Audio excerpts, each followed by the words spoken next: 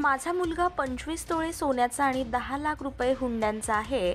तू त्याला शोभून दिसत नाही म्हणून विवाहितेचा जाचहाट करण्यात आलाय. तर पतीनं शिवीगाळ मारहाण करत अनैसर्गिक संभोग केलाय, गर्भपात करण्यास भाग पाडलंय. या प्रकरणी मंडल कृषी अधिकारी असणारा पती तसेच सासू सासरे नणंद यांच्या विरुद्ध बार्शी तालुका पोलीस ठाण्यात गुन्हा दाखल करण्यात आलाय.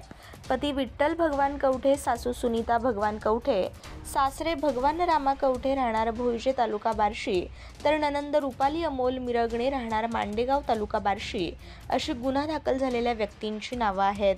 लग्नानंतरच्या 4 वर्षादरम्यान हा प्रकार घडल्याचं फिर्यादीत म्हटलंय. भोईजे तालुका बार्शी येथील 28 वर्षीय तरुणीचा गावातीलच मात्र मोडणीम तालुका माढा इथे मंडल कृषी अधिकारी असणाऱ्या विठ्ठल भगवान कवठे यांच्याशी ऑगस्ट 2020 मध्ये रीतसर विवाह झाला. लग्नानंतर हे दाम्पत्य कुरुडवाडी इथे राहण्यास गेलं. नव्याचे 9 दिवस वर्षभरात संपले आणि 2021 मध्ये दिवाळीसाठी हे जोडपं भोईजे इथे येताच सासूनं त्रास देण्यास सुरुवात केली. माझा मुलगा 25 तोळे सोन्याचा आणि 10 लाख रुपये हुंड्यांचा आहे असं म्हणून शारीरिक आणि मानसिक त्रास देण्यास सुरुवात झाली. नणंद रुपाली मिरगणे हिने तू आमच्या भावाला शोभत नाही, त्याचं दुसरं लग्न लावायचंय म्हणून त्रास द्यायला सुरुवात केली. या जाचहाट प्रकारात पती विठ्ठल कवठे हा देखील मागे नव्हता. स्वयंपाकाच्या कारणावरून त्यानं शिवीगाळ मारहाण करण्यास सुरुवात केली.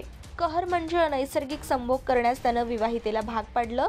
तिचं लैंगिक शोषण केलं. विरोध केला तर जीवे ठार मारण्याची धमकी दिली. विवाहिता गरोदर राहिल्यावर तू आम्हाला पसंत नाही म्हणत गर्भपात करायला लावला. गर्भपात केल्यानंतर तुला नांदवणार नाही अशी धमकी विवाहितेला देण्यात आली. त्यानंतर पुन्हा भोईजा इथे येताच पती, सासू, सासरे, नणंद यांनी छळवाद कायम ठेवला.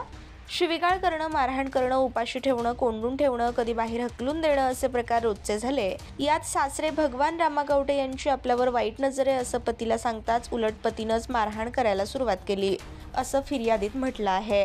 दरम्यान 27 जून 2024 रोजी तुझी आम्हाला गरज नाही, तुझी लायकी नाही, आम्हाला दुसरं लग्न लावायचंय असं म्हणत शिवीगाळ दमदाटी करून विवाहितेला घराबाहेर काढलं.